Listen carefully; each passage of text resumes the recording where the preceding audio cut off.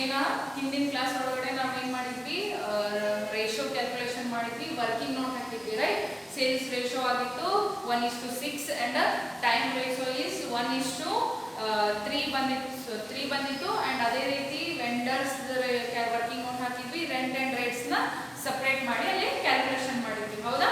So ಇವಾಗ ನಾವೇನ್ ಮಾಡ್ತೀವಿ, ನೆಕ್ಸ್ಟ್ ಸ್ಟೇಟ್ಮೆಂಟ್ ಹಾಕ್ತೀವಿ. ಏನಪ್ಪ statement of P&L account for the year ending 31/3/2014, ಹೌದಾ. Particulars, bases, pre incorporation and post incorporation ನ ಇಲ್ಲಿ ನಾವು ಅಮೌಂಟ್ ಅನ್ನ ಹಾಕ್ತೀವಿ, ಹೌದಾ. ಒನ್ ಬೈ ಒನ್ ನಾನು ನಿಮಗೆ ಕ್ವಶನ್ ರೀಡ್ ಔಟ್ ಮಾಡಬೇಕಾದ್ರೆ ಸೇಲ್ಸ್ ರೇಷಿಯೋ ಯಾವುದು, ಟೈಮ್ ರೇಷಿಯೋ ಯಾವುದು, SR TRI ಆಕ್ಚುಲಿ ಏನಂತ ಹೇಳಿ ಮಾರ್ಕ್ ಮಾಡ್ಕೊಳ್ಳಿ ಸೀಸ್ ಪೆನ್ಸಿಲ್ ಅಂತ ಹೇಳಿದ್ವಿ, ಹೌದಾ. So with the help of this ನಾವೇನ್ ಮಾಡೋಣ, ಈಗ ಒನ್ ಬೈ ಒನ್ ಒಂದು ಐಟಮ್ ನ ಇಲ್ಲಿ ಟ್ರಾನ್ಸಾಕ್ಷನ್ ನ ಎಂಟ್ರಿ ಮಾಡ್ಕೊಳ್ತಾ ಹೋಗೋಣ, ಹೌದಾ. ಫಸ್ಟ್ ಒನ್ ಏನೈತೆ ನೋಡ್ರಿ, ಇಲ್ಲಿ ಟೋಟಲ್ ಸೇಲ್ಸ್, ಹೌದಾ. ಕ್ವಶನ್ ನೋಡ್ರಿ, ಇಲ್ಲಿ revenue from operation total sales ಅಂತ ಕೊಟ್ಬಿಟ್ಟಿದ್ದಾರೆ, ಹೌದಾ.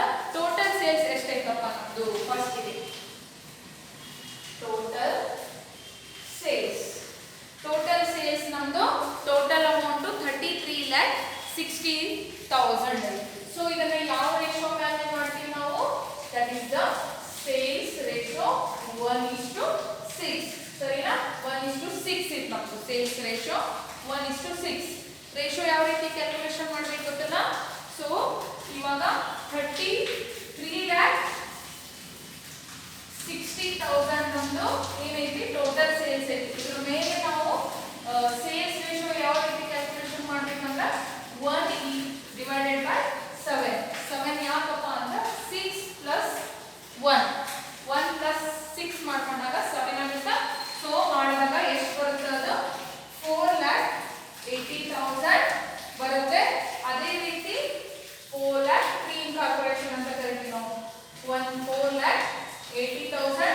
ನೆಕ್ಸ್ಟ್ 33,60,000 into 6 ನೋಡ್ರಿ, 6 ಡಿವೈಡೆಡ್ ಬೈ 7 ಮಾಡಿದಾಗ ಅದು ಎಷ್ಟು ಬರುತ್ತೆ, 28,80,000 ಬರುತ್ತೆ. ಸೊ ಅದು ಪೋಸ್ಟ್ ಇನ್ಕಾರ್ಪೊರೇಷನ್ 28,80,000. ಯಾವ ರೀತಿ ಕ್ಯಾಲ್ಕುಲೇಷನ್ ಮಾಡ್ಬೇಕಂತ ಗೊತ್ತಾಗ್ತಲ್ಲ. ರೇಷಿಯೋ ಎರಡನ್ನೂ ಆಡ್ ಮಾಡಬೇಕು, 1 + 6 ಮಾಡ್ಕೊಂಡಾಗ 7 ಆಗುತ್ತೆ. ಅವಾಗ 7 ಡಿವೈಡೆಡ್ ಬೈ 7, 6 ಡಿವೈಡೆಡ್ ಬೈ 7 ಆಗಿ ಕ್ಯಾಲ್ಕುಲೇಷನ್ ಮಾಡ್ತಾ ಹೋಗ್ಬೇಕು. ಟೋಟಲ್ ಅಮೌಂಟ್ ಒಳಗಡೆ ಡಿವೈಡೆಡ್ ಮಾಡ್ತಾ ಹೋಗ್ಬೇಕು. ಇವಾಗ ಇದು ಗೊತ್ತಾಯ್ತಲ್ಲ, ಟೋಟಲ್ ಸೇಲ್ಸ್ ನಮ್ದು ಮುಗಿತು. ಸೊ ಇಲ್ಲಿ ಅವ್ರು ಏನ್ ಮಾಡ್ತಾರೆ, ನೆಕ್ಸ್ಟ್ ಟೋಟಲ್ ಮಾಡಬೇಕು. ಒಂದು ಐಟಮ್ ಟೋಟಲ್ ಮಾಡ್ಕೋಬೇಕು. ಟೋಟಲ್ ನೋಡಿ 4,80,000. ನೆಕ್ಸ್ಟ್ 28 lakh, ಸರಿನಾ, 28 lakh. ನೆಕ್ಸ್ಟ್ ಇವಾಗ ಇಲ್ಲಿ ಏನಾಯ್ತು ಅಂತ ಟೋಟಲ್ ರೆವೆನ್ಯೂ. ಟೋಟಲ್ ರೆವೆನ್ಯೂ ಸಿಕ್ತು ನಮ್ಗೆ ಇವಾಗ, ಹೌದಾ.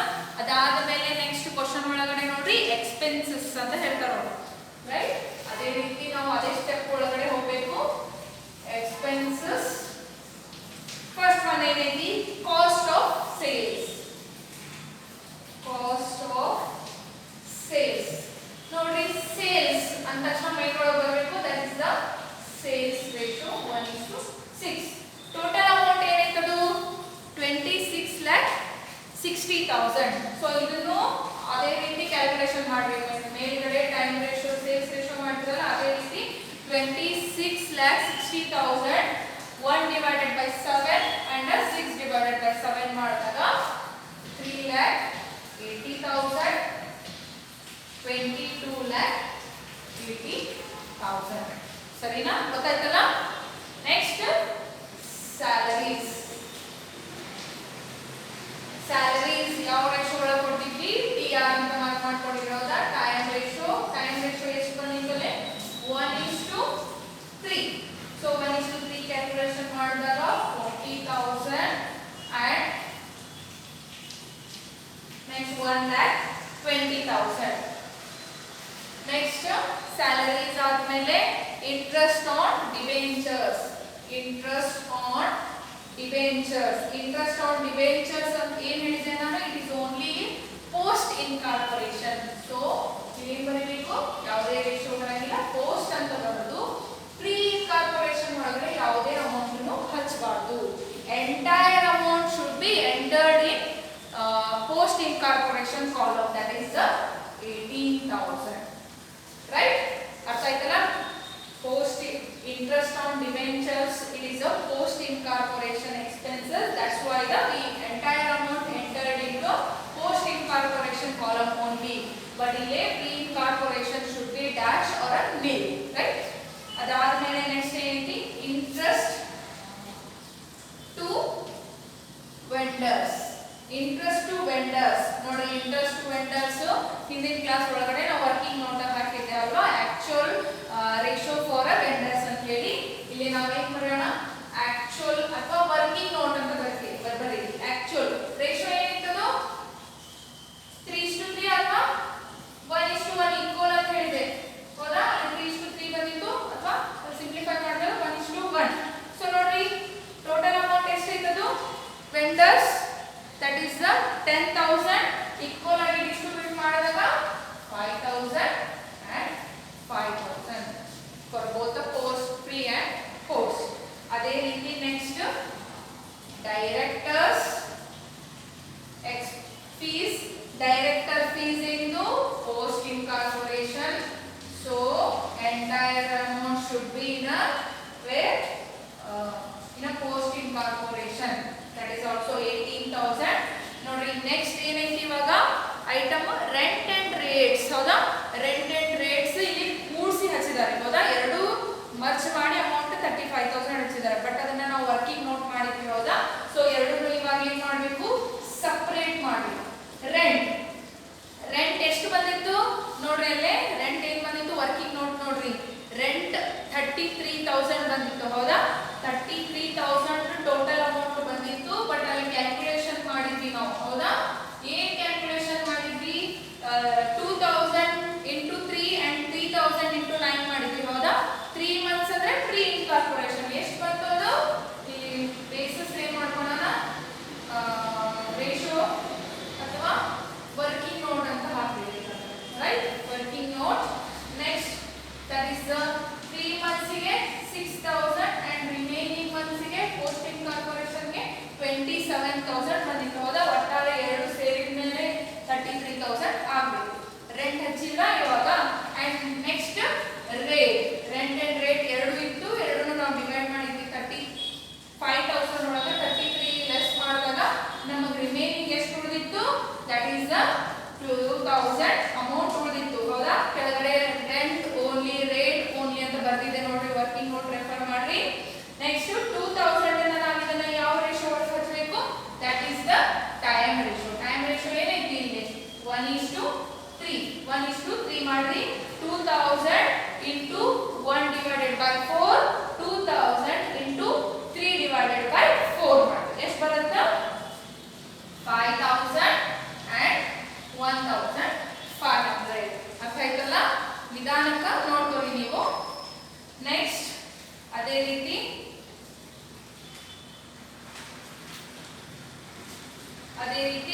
General expenses.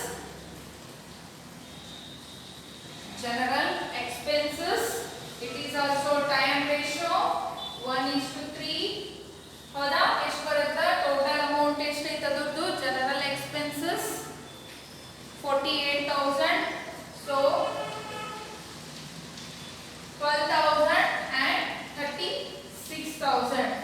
Next, commission on sale.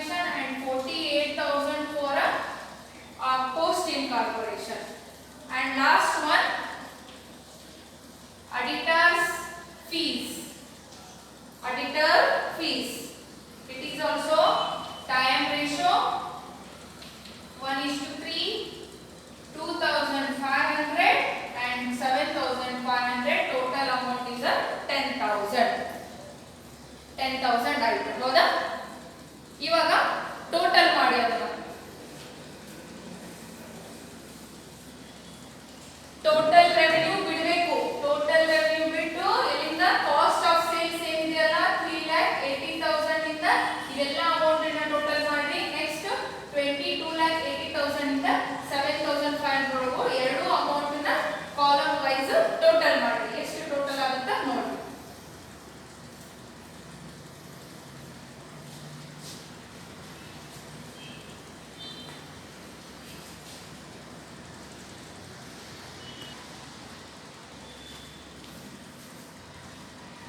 Okay total ಮಾಡಿದ್ರ ಇಲ್ಲಿ ನೋಡಿ ಇದ್ರ ಕಾಲಮ್ ಎಲ್ಲ ಟೋಟಲ್ ಮಾಡ್ಕೊಳ್ಳಿ ಇದ್ರದ್ದು ಕಾಲಮ್ ಎಲ್ಲ ಟೋಟಲ್ ಮಾಡಿ ಹಂಚ್ರಿ ನೋಡ್ರಿ.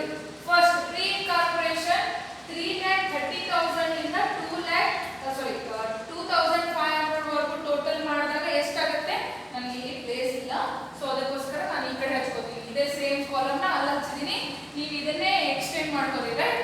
ನನಗೆ ಇಲ್ಲಿ ಪ್ಲೇಸ್ ಇರದೇ ಇರೋ ಕಾರಣಕ್ಕೆ ನಾನು ಆ ಕಡೆ ಹಚ್ಕೋತಾ ಇದ್ದೀನಿ ರೈಟ್. ಸೊ ಎಷ್ಟು ಬಂತು pre corporation column total that is the 4,72,000 ಸರಿನಾ 4,72,000. ಅದೇ ರೀತಿ ಪೋಸ್ಟ್ ಇನ್ಕಾರ್ಪೊರೇಷನ್ 22,80,000 ಇಂದ 7,500 ವರೆಗೂ ಮಾಡಿದಾಗ ದಟ್ ಈಸ್ ದ 26,21,000 ಹೌದಾ 26,21,000. ಇಲ್ಲಿ ಟೋಟಲ್ ರೆವೆನ್ಯೂ ಅಂತ ಹಚ್ಚಿದ್ವಿ. ಇವಾಗ ಇದೇನಾಗುತ್ತೆ ಟೋಟಲ್ ಎಕ್ಸ್ಪೆನ್ಸಸ್ ಸರಿನಾ. ಟೋಟಲ್ ಎಕ್ಸ್ಪೆನ್ಸಸ್ ನಮಗೆ ಎಷ್ಟು ಸಿಕ್ತು ಇವಾಗ pre incorporation that is the 4,72,000 and post incorporation 26,21,000. ಇವಾಗ ನಾವೇನ್ ಮಾಡಬೇಕು ಅಂದ್ರೆ ಕ್ಯಾಲ್ಕುಲೇಷನ್ ಮಾಡಬೇಕು. ಟೋಟಲ್ ರೆವೆನ್ಯೂ ಒಳಗಡೆ ಟೋಟಲ್ ಎಕ್ಸ್ಪೆನ್ಸಸ್ ಅನ್ನ ಲೆಸ್ ಮಾಡಬೇಕು. ಅವಾಗ ಟೋಟಲ್ ರೆವೆನ್ಯೂ ಜಾಸ್ತಿ ಇದ್ದು ಟೋಟಲ್ ಎಕ್ಸ್ಪೆನ್ಸಸ್ ಕಡಿಮೆ ಇದ್ದಾಗ ನಮ್ಗೆ ಪ್ರಾಫಿಟ್ ಬರುತ್ತೆ. ಅದೇ ಇನ್ ಕೇಸ್ ಟೋಟಲ್ ರೆವೆನ್ಯೂ ಕಡಿಮೆ ಇದ್ದು ಟೋಟಲ್ ಎಕ್ಸ್ಪೆನ್ಸಸ್ ಜಾಸ್ತಿ ಇದ್ದಾಗ ಏನಾಗುತ್ತೆ ಲಾಸ್ ಬರುತ್ತೆ ಹೌದಾ. ನೋಡ್ರಿ ಟೋಟಲ್ ರೆವೆನ್ಯೂ ಎಷ್ಟೈತಿ that is 4,80,000 pre corporation column ನ ಹೇಳ್ತಿರೋದು 4,80,000 ಹೌದಾ. ಟೋಟಲ್ ಎಕ್ಸ್ಪೆನ್ಸಸ್ ಪ್ರೀ ಕಾರ್ಪೊರೇಷನ್ ಎಷ್ಟೈತಿ 4,72 ಅಂದ್ರೆ ಪ್ರೀ ಕಾರ್ಪೊರೇಷನ್ 4,80 and 4,72 ಸೊ ಕಡಿಮೆನೇ ಇದೆ ಹೌದಾ. ಟೋಟಲ್ ರೆವೆನ್ಯೂನೇ ಜಾಸ್ತಿ ಇದೆ. ಸೊ ಬ್ಯಾಲೆನ್ಸ್ ಎಷ್ಟಾಗುತ್ತೆ ನೋಡಿ ದಟ್ ಈಸ್ ದ 8,000. ಏನಿದು ಪ್ರಾಫಿಟ್ ಬಂತು ನಮ್ಗೆ. ಈ ಪ್ರಾಫಿಟ್ ಅನ್ನ ನಾವು ಏನಂತ ಕರಿತೀವಿ ಅಂದ್ರೆ ಕ್ಯಾಪಿಟಲ್ ಪ್ರಾಫಿಟ್ ಅಂತ ಕರಿತೀವಿ ಸರಿನಾ. ಕ್ಯಾಪಿಟಲ್ ಪ್ರಾಫಿಟ್ ಇದು ಏನಿದೀಗ ಬಂದಿರೋದು ಪ್ರಾಫಿಟ್ ಪ್ರೀ ಇನ್ಕಾರ್ಪೊರೇಷನ್. ನಮ್ಗೆ ಈ ಅಮೌಂಟ್ ಏನು ಬಂತಲ್ಲ 8,000 ಇದು ಬಿಫೋರ್ ರಿಜಿಸ್ಟ್ರೇಷನ್ ಆಗೋಕಿನ ಮುಂಚಿತ ಕಂಪನಿ ರಿಜಿಸ್ಟ್ರೇಷನ್ ಆಗೋಕಿನ ಮುಂಚಿತ ನಮ್ಗೆ ಸಿಕ್ಕಿರುವಂತ ಪ್ರಾಫಿಟ್ ಎಷ್ಟು 8,000. ನಾ ಹೇಳಿದ್ದೆ ಈಗ ನಾವು ಫಸ್ಟ್ ಕ್ಲಾಸ್ ಒಳಗಡೆ ಮೀನಿಂಗ್ ಹೇಳೋಬೇಕಾದ್ರೆ ಈ ಪ್ರಾಫಿಟ್ ಅನ್ನ ಯಾವುದೇ ಕಾರಣಕ್ಕೂ ನಾವು ಯೂಸ್ ಮಾಡ್ಕೊಳಲ್ಲ.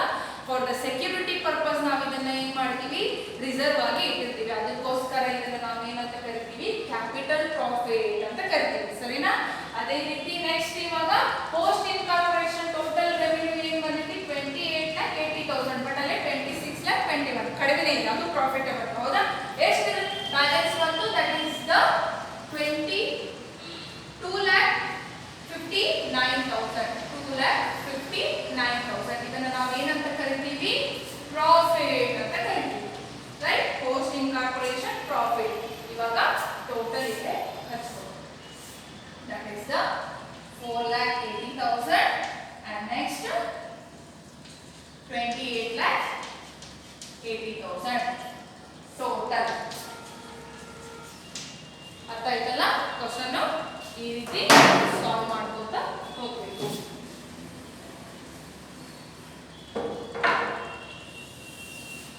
ಇನ್ನೊಂದ್ಸಲ ನಾನು ಕ್ಲಿಯರ್ ಆಗಿ ಹೇಳ್ತೀನಿ ನೋಡ್ರಿ. ಫಸ್ಟಿಗೆ ವರ್ಕಿಂಗ್ ನೋಟ್ ಹಾಕೋಬೇಕು ಸ್ಟೆಪ್ ವೈಸ್. ವರ್ಕಿಂಗ್ ನೋಟ್ ಒಳಗಡೆ ಸೇಲ್ಸ್ ರೇಷಿಯೋ ಟೈಮ್ ರೇಷಿಯೋ ಬೇರೆ ಯಾವ್ದಾದ್ರು ಅಡ್ಜಸ್ಟ್ಮೆಂಟ್ ಕೊಟ್ಟಿದ್ರೆ ಅವೆಲ್ಲಾನು ಕ್ಯಾಲ್ಕುಲೇಷನ್ ಮಾಡ್ಕೋಬೇಕು. ಸೇಲ್ಸ್ ರೇಷಿಯೋ ಎಷ್ಟು ಬಂದಿತ್ತು ನಮ್ದು 1:6 ಬಂದಿತ್ತು. ಟೈಮ್ ರೇಷಿಯೋ ಏನ್ ಬಂದಿತ್ತು 1:3 ಬಂದಿತ್ತು. ಅದೇ ರೀತಿ ನೆಕ್ಸ್ಟ್ ವೆಂಡರ್ಸ್ ಕ್ಯಾಲ್ಕುಲೇಷನ್ ಮಾಡಿದ್ವಿ 1:1.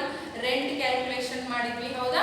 ಸೊ ಅದೆಲ್ಲ ಕ್ಯಾಲ್ಕುಲೇಷನ್ ಮಾಡಿದ್ಮೇಲೆ ನಾವು ಸ್ಟೇಟ್ಮೆಂಟ್ ಹಾಕೋಬೇಕು that is the statement of profit and loss account for the year ending 31/3/2014 ಹೌದಾ. ಪರ್ಟಿಕ್ಯುಲರ್ ಬೇಸಿಸ್ ಆರ್ ರೇಷಿಯೋ ಅಂತ ಹಾಕೋಬಹುದು pre incorporation post incorporation. Question ಒಳಗಡೆ ಹೆಂಗ್ ಐಟಮ್ ಹಚ್ಚಿದಾವಲ್ಲ ಅದೇ ರೀತಿ ಸೀರಿಯಲ್ ಆಗಿ ಹೋಗಿ ನೀವು ಅಂದ್ರೆ ಕನ್ಫ್ಯೂಷನ್ ಆಗಲ್ಲ. ಹಿಂದೆ ಮುಂದೆ ಆದ್ರೆ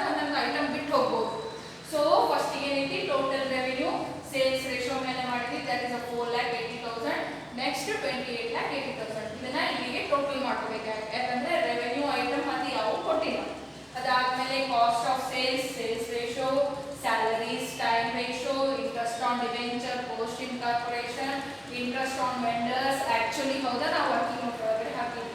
director fees, post incorporation, rent and rates ಎರಡು ಸೇರಿ 35,000 ಕೊಟ್ಟಿದ್ರು ಹೌದಲ್ಲ. ಇವಾಗ ನಾವು ಇದನ್ನ ಏನ್ ಮಾಡ್ತೀವಿ, ನೆಕ್ಸ್ಟ್ 35,000 ಇರೋದನ್ನ ನಾವು ಎರಡನ್ನು ಡಿವೈಡ್ ಮಾಡಿದ್ವಿ. ದಟ್ ಇಸ್ 33,000, 2,000 ಅದನ್ನು ನಾವು ಡಿಸ್ಟ್ರಿಬ್ಯೂಟ್ ಮಾಡಿದ್ವಿ. ಜನರಲ್ ಎಕ್ಸ್ಪೆನ್ಸಸ್ ಆಗಿರ್ಬೋದು, ಕಮಿಷನ್ ಆನ್ ಸೇಲ್ಸ್ ಆಗಿರ್ಬೋದು, ಹೌದಾ. ರೆಂಟ್ ಅಂಡ್ ರೇಟ್ ಎರಡು ಸೇರಿ 35,000 ಇತ್ತು, ಸರಿನಾ. ಜನರಲ್ ಎಕ್ಸ್ಪೆನ್ಸಸ್ ಆಗಿರ್ಬೋದು, ಕಮಿಷನ್ ಆನ್ ಸೇಲ್ ಆಗಿರ್ಬೋದು, ಅಡ್ವರ್ಟೈಸ್ಮೆಂಟ್ ಆಗಿರ್ಬೋದು, ಡೆಪ್ರಿಸಿಯೇಷನ್ ಆಗಿರ್ಬೋದು ಅಂಡ್ ಅಡಿಟರ್ ಫೀಸ್ ಆಗಿರ್ಬೋದು, ಹೌದಾ.